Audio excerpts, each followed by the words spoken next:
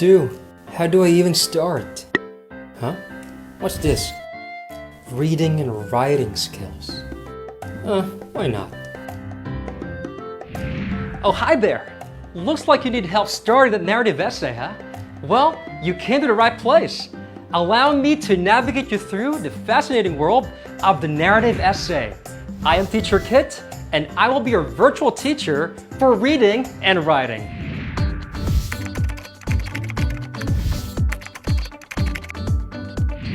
Today, you will learn how to plan and write your narrative essay in 5 easy steps. You will choose a story, create a thesis statement, and create an outline.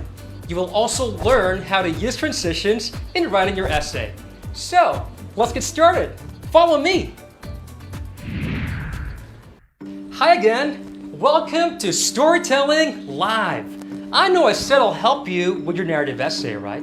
So why are we talking about storytelling? Well, narration is a writing pattern used to tell a story. Narration is simply storytelling.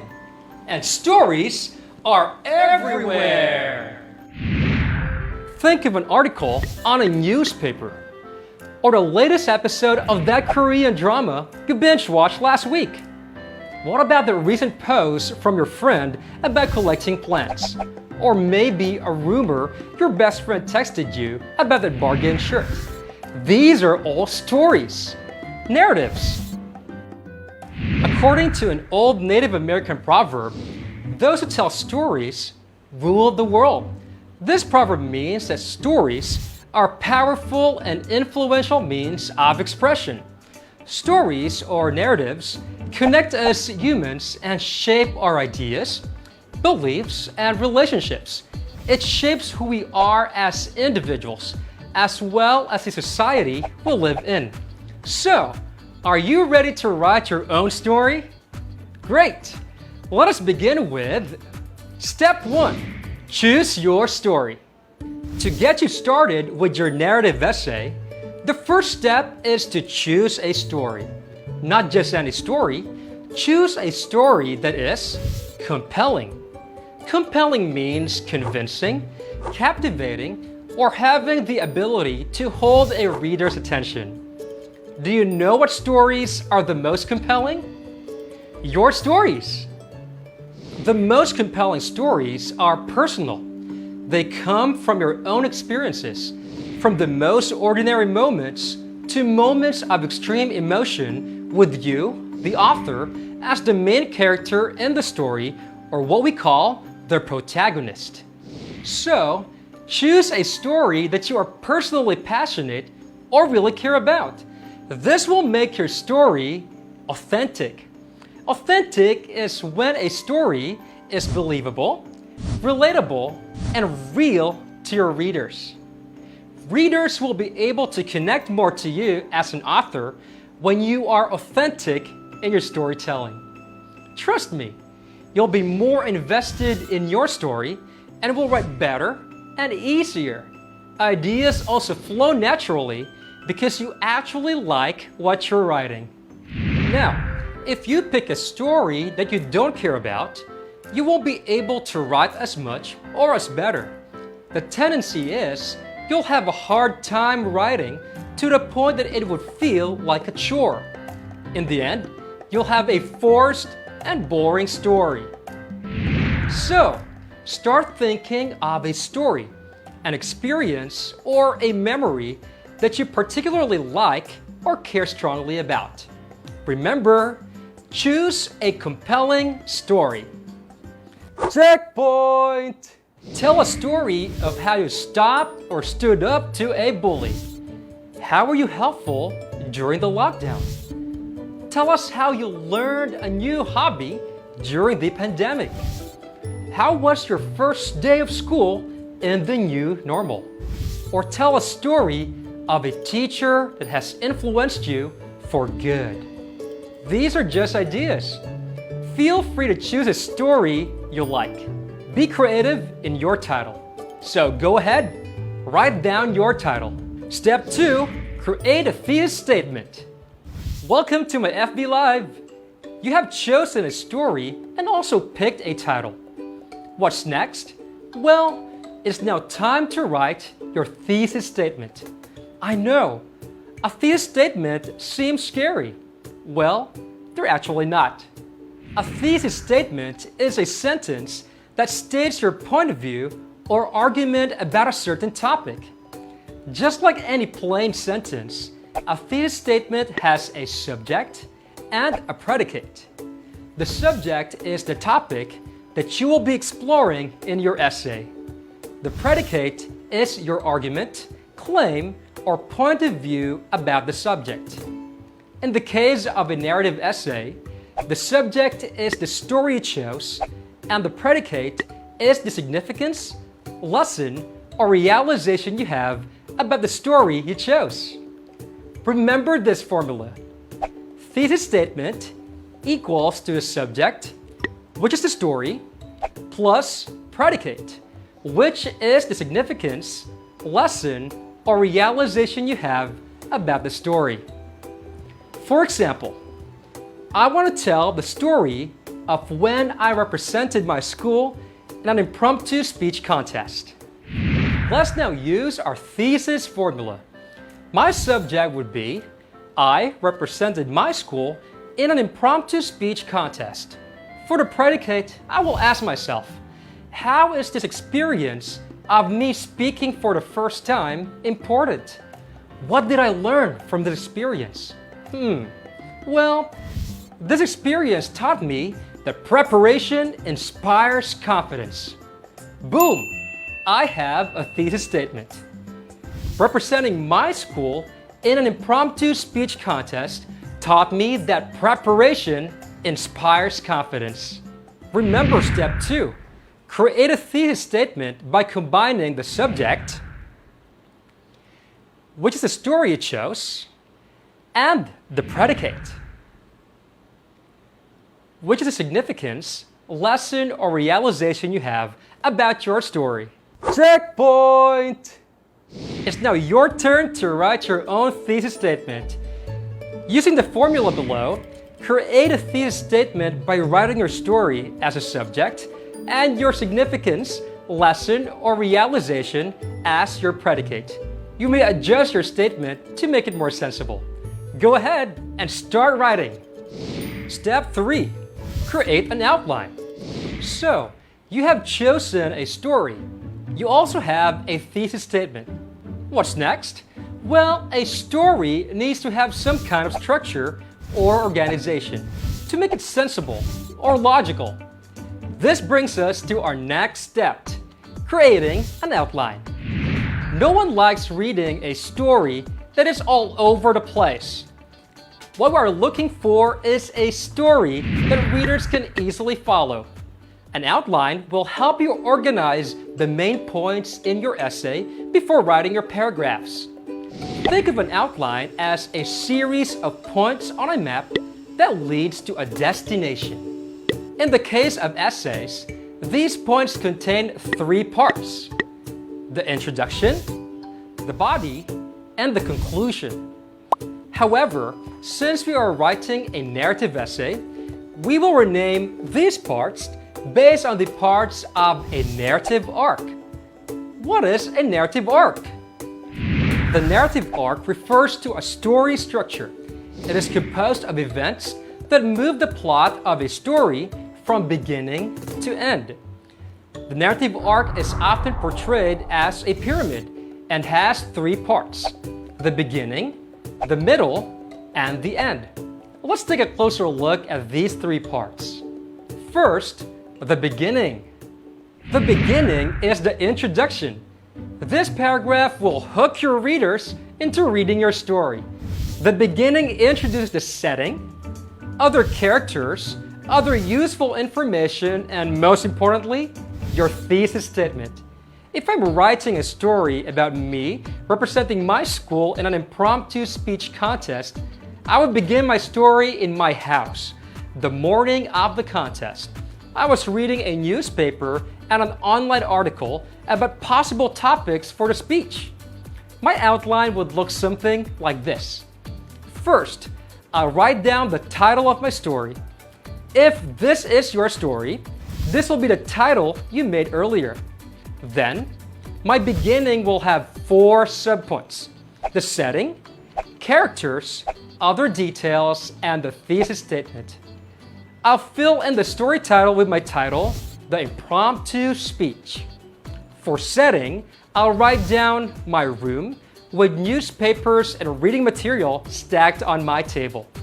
For characters, I'll put my mom and my coach. For other details, leaving the house to the contest venue.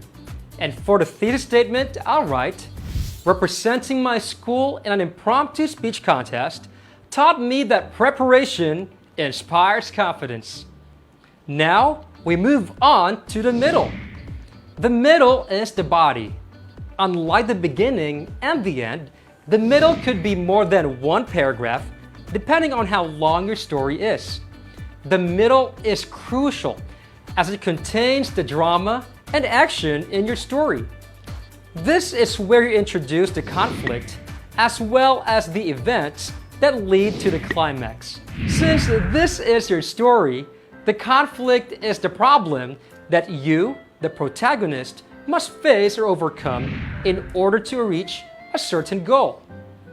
The conflict is at the core of the story. It creates drama for the protagonist. Without a conflict, there would be no story. Conflicts could be man versus man. It could be something that you and your best friend had an argument about and then overcame. What's your problem, man? Conflicts could be man versus nature. It could be the rain on the day you plan a picnic. However, most conflicts are man versus himself. It could be the stage fear before a school performance, or you being distracted by video games, resulting to you not doing your homework. The climax of a story refers to the highest, most emotionally charged and action-packed point of the story. In subtler stories, the climax can be a point of realization, or what we call an epiphany. Here is an example of a conflict leading to the climax of a story. In my story, the conflict is me being nervous in competing with other students and representing my school for the very first time. The climax, or the highest point of my story, is when I started my impromptu speech in front of the judges. In my outline for the middle, my subtopics are conflict, other actions, then climax. Let's fill in the subpoints. My conflict is that I was inferior to others and I was afraid I might let people down. Do I have any other actions leading to the climax? Well, when I started speaking, my body started trembling from nervousness. I'll put that in other actions leading to the climax subpoint. The next subpoint, climax, delivering my impromptu speech despite of fear. If you have more details you wish to add to help you remind of what to write in your middle paragraphs, you may add more subpoints. Next is the end. Your third paragraph is called the end or the conclusion. The end leads to what we call a resolution. The resolution is the events that follow the climax and ultimately resolves the conflict. This is also where you restate your thesis statement. If the climax is the highest point of the story, the end is the downhill slide to the finish line that provides a satisfying conclusion to the story. In this part, you may restate your thesis statement. For example, I would like to end my story by narrating what happened after the speech. My coach congratulated me and I was awarded a medal. In my outline, under end, there are two subpoints, the resolution and restate thesis statement. In your resolution, write down the events that lead towards the end. After the resolution, you may paraphrase your thesis statement. For my first action on the resolution, I would write my coach congratulated me. For my second action, I would write down I was awarded a medal. Then, for my restated thesis, I will write down me representing my school in an impromptu speech contest taught me that preparation inspires confidence. So, here is our completed outline based on the three parts of the narrative arc: the beginning, the middle, and the end, with all its subpoints. Each of these three parts will be developed into paragraphs. Remember, create an outline to guide you in your writing. Checkpoint! Let's get you started with your outline. On your paper, create a simple outline for your narrative.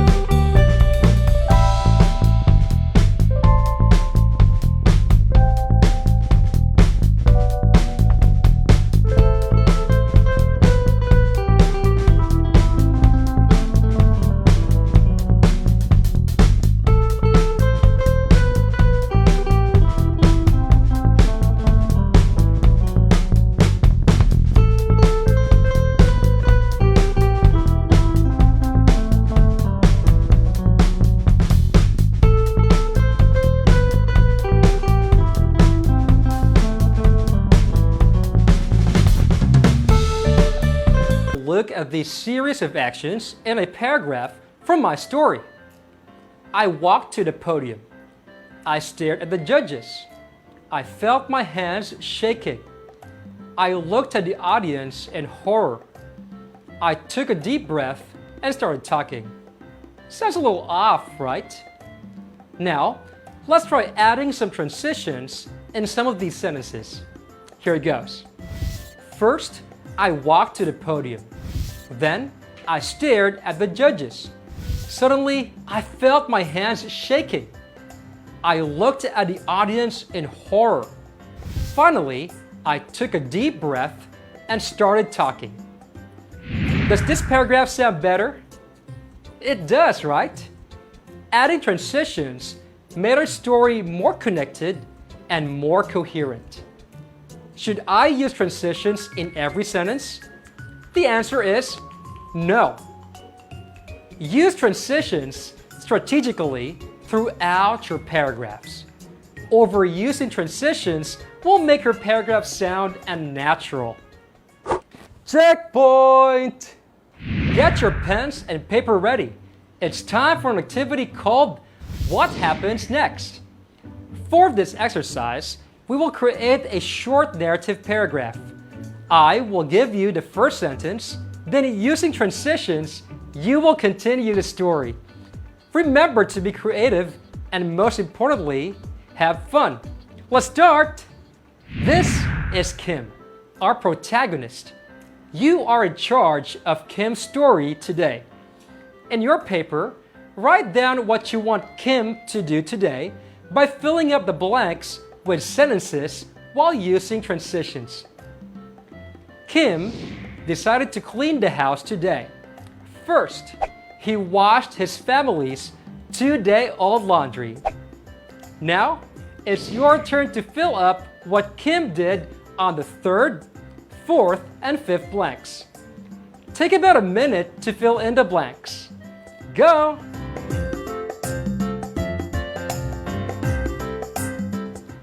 So far, we have chosen a compelling story that you truly care about. We also created a thesis statement that states the significance of your story. We also created an outline to guide your story, and we learned how to use transitions. We are now ready to write your paragraphs. This brings us to our last step. Step 5. Write your story.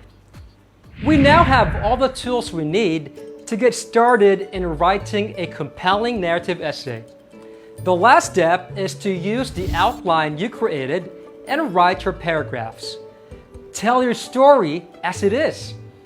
Make sure that you include as much detail and description as you can to allow your readers to experience the story fully.